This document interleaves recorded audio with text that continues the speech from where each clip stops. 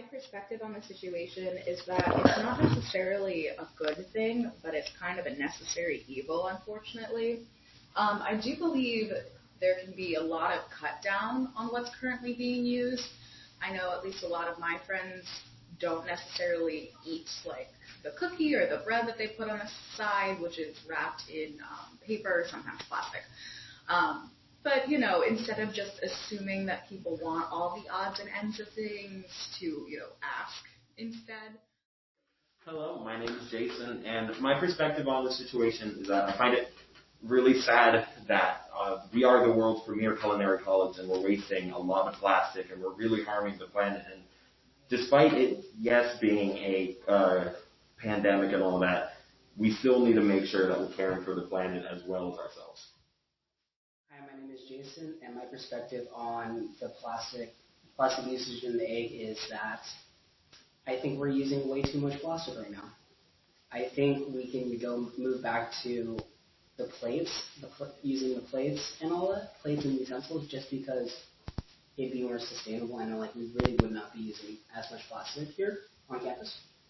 Honestly, it's kind of shocking that 3 of my meals every single day comes in a plastic container, and I know it doesn't help the students who are in the back to plate on plastic containers instead of a regular plate. But yeah, that's kind of how I feel about the plastic situation.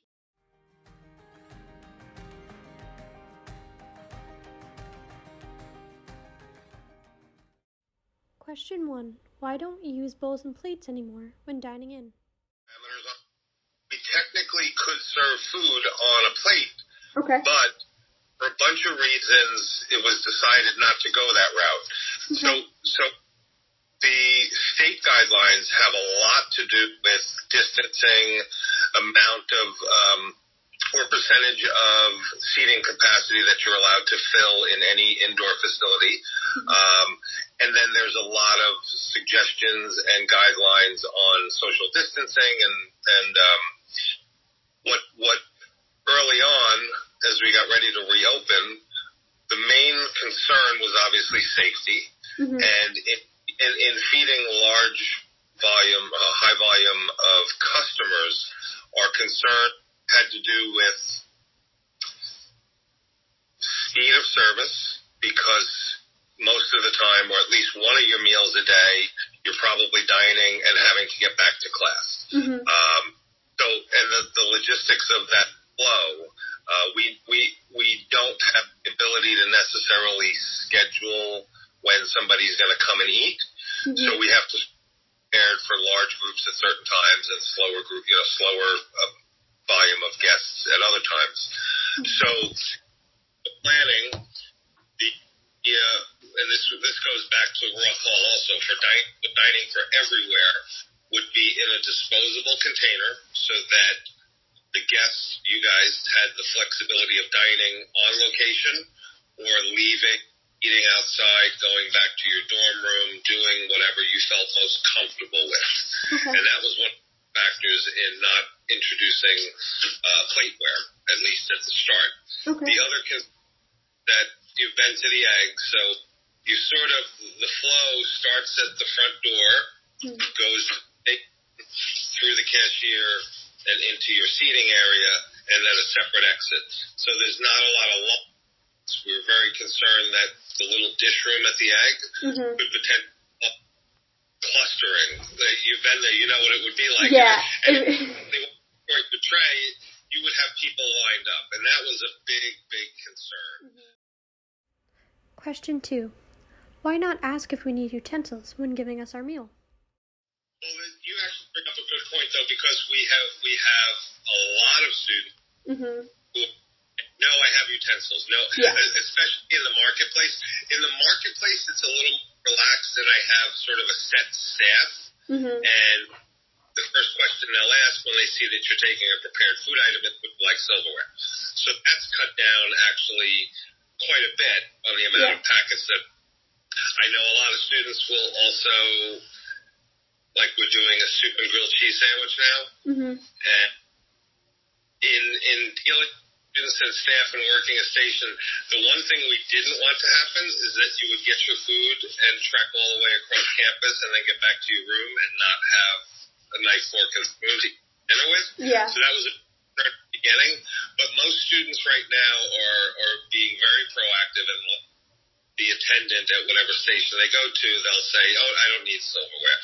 We're still training everybody to do it automatically, because you want it to be quick and fast, and they put the water down on the tray, add the dessert, put the silverware, and you're ready through. It's very challenging. But this is really good. We've had feedback from a number of students about certain things, and the silver came up, and that's where we started asking in the market, to make sure that they requested or confirmed they want it. Question 3. What factors drove the school to choosing its current disposable containers? These containers were chosen because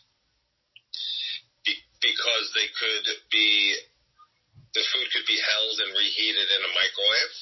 That was a big decision.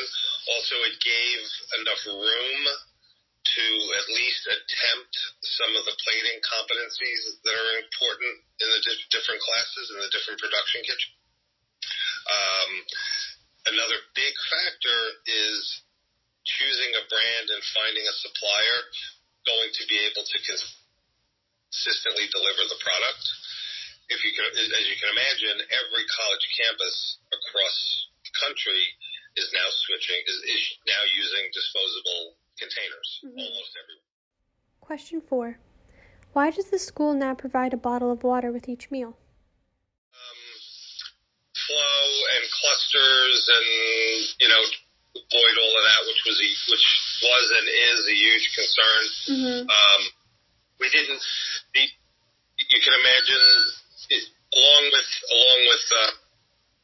we used to have like the Aqua Fresca container, the egg before. We had the beverage station up in Roth Hall, right? Yes. At Markison. Those areas would have been incredibly crowded, lots of really unsanitary with the amount of people touching the handles and scooping ice, and so that was from the beginning. That wasn't gonna work. That wasn't gonna work for a bunch of reasons. But at the same time, everybody obviously still had to have a beverage, and so the safest short-term solution was to identify a way of getting everybody something to drink.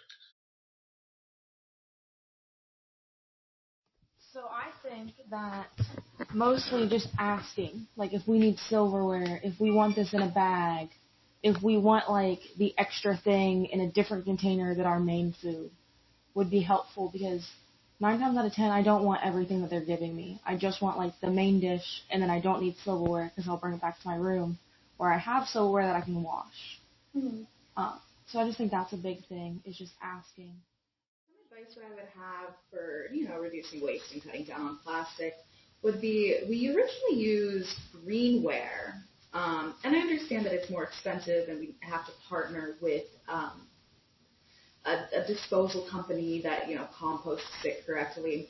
But personally, considering how much we're already spending on the plastic that we're using and, waste removal, I personally think it's most definitely worth it, especially when it comes to the, the impact on the environment.